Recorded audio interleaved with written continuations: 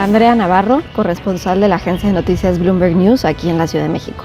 Y soy de acá, también de la Ciudad de México. ¿Cómo llegaste a las mañaneras? Tengo entendido que este es tu primer día, ¿verdad? Es mi primer día en la mañanera, porque normalmente yo cubro negocios, no cubro muchos temas de política, pero ahorita sí traemos un tema que le dedicamos mucho tiempo, de seguridad y de Fuerzas Armadas, entonces pues por eso vinimos a pedir la opinión del presidente. ¿Desde cuándo estás acreditada? Desde el 2014, yo creo.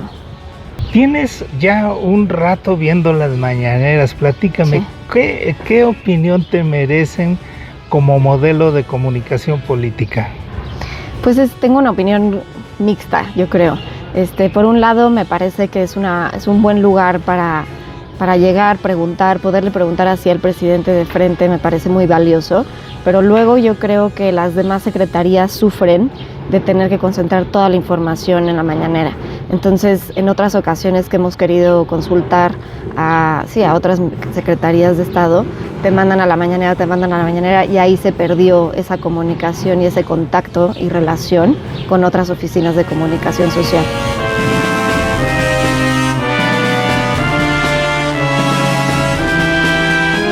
Bueno, estudié Relaciones Internacionales, fue un cambio y antes de ser periodista estuve en el gobierno. En los años de Calderón estuve haciendo mi servicio social ahí en Presidencia y luego en la Secretaría de Relaciones Exteriores estuve un rato también haciendo prácticas profesionales y ya luego me fui al periodismo. ¿Has tenido alguna experiencia en tu carrera en Relaciones Internacionales? Pues solo esas justo después de graduarme y antes de graduarme de la carrera, pero yo creo que pronto me di cuenta que no era lo mío, era mejor estar de este lado. ¿Has tomado algún curso o algo de comunicación? No, así como tal, no. ¿Qué opinión te merece los momentos ríspidos donde el presidente, pues ahora sí que exhibe a algunos medios y exhibe a algunos columnistas? Pues está en todo su derecho de hacerlo, pero a veces sería mejor que lo hiciera con más cuidado, considerando el contexto en el que vivimos los periodistas en México. No es el país más seguro para ejercer esta profesión y pues creo que con los años tanto discurso en contra de todos los medios y de periodistas muy puntuales, se ha creado un ambiente a veces un tanto hostil, sobre todo en redes sociales, cuando la verdad es que de los periodistas que yo conozco todo el mundo está aquí por amor al arte y nadie espera hacerse multimillonario del trabajo que realizamos. Entonces, pues sería bueno tener un poco ese contexto a la hora de enfrentar a ciertos periodistas o medios.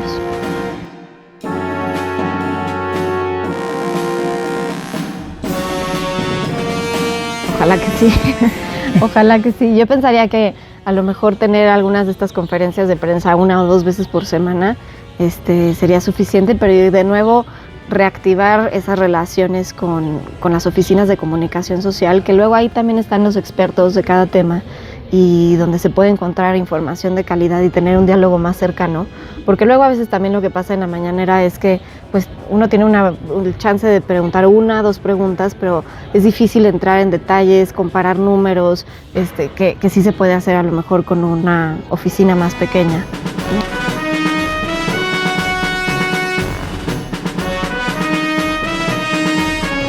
Tendríamos que revisar punto por punto, pero yo creo que sí han habido muchos casos que el presidente nota algo que a lo mejor no estaba en su radar, que eso lo lleva a investigar más o a preguntarle al encargado de esa secretaría o de esa oficina y sí hace un esfuerzo por entender más de esa situación y retomar el tema y eso me parece muy valioso. Pero no sé, no sabría decir ahorita mismo un ejemplo de algún cambio específico en política pública.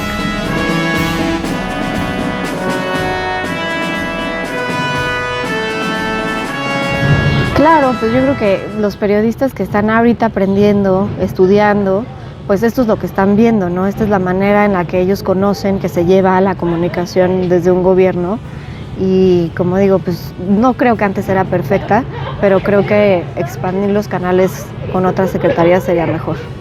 ¿Cuánto tiempo llevas en Bloomberg? Voy a cumplir 10 años en diciembre. Cubrí Pemex cuando entré, justo un año, más la parte del mercado, físico del petróleo, y después ya me mudé a cubrir compañías.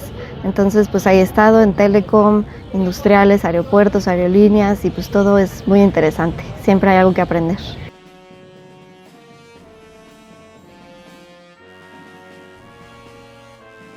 Buenos días, presidente. Gracias por el espacio. Mi nombre es Andrea Navarro, soy corresponsal de la agencia de noticias Bloomberg News. En Bloomberg hicimos una investigación detallada basada en los datos de su propio gobierno, los datos de la cuenta pública. Estos datos muestran que durante su sexenio el presupuesto de las Fuerzas Armadas ha crecido en 150%. Encima de este incremento, las Secretarías de Defensa y de Marina han registrado un sobreejercicio de 20% por casi 200,000 millones de pesos. Esto en el contexto de la austeridad republicana que ha caracterizado al resto de su administración. Una gran parte de estos recursos se ha ido a obras que usted ha designado como prioritarias: Tren Maya, Tren Interoceánico, Aeropuerto Felipe Ángeles o el Aeropuerto de Tulum. Presidente, estos números se contrastan con los resultados que también su propio gobierno reporta en homicidios dolosos.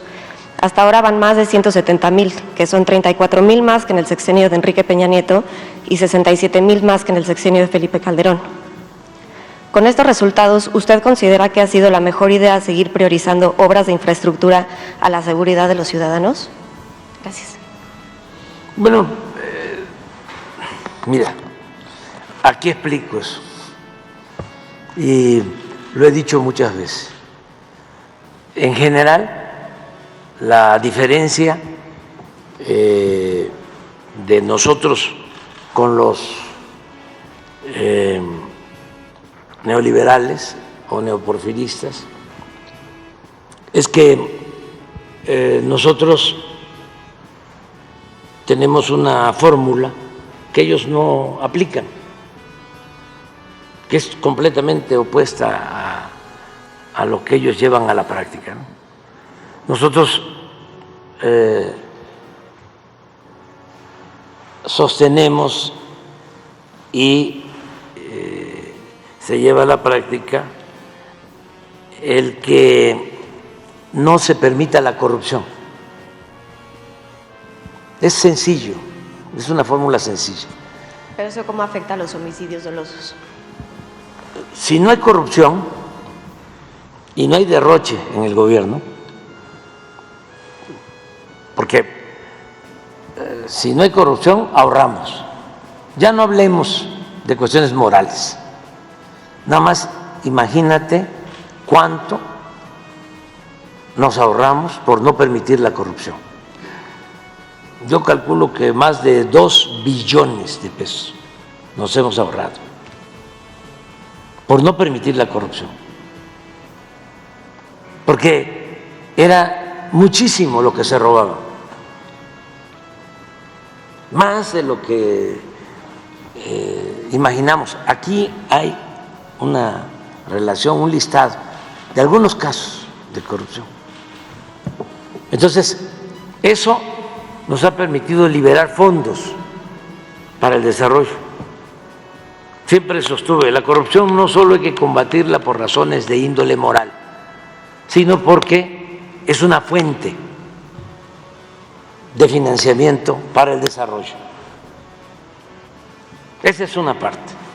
Los neoliberales no creen en eso. En los 36 años de política neoliberal que se aplicó en México, y te invito a que lo analices, no se mencionaba la palabra corrupción, ni siquiera se mencionaba. Y era el principal problema de México. Para que veas el pacto de silencio, que estamos hablando, de la oligarquía que se dedicaba a saquear, traficantes de influencia, gobernantes al servicio de la mafia del poder, intelectuales orgánicos, legalizando, legitimando la corrupción, todo.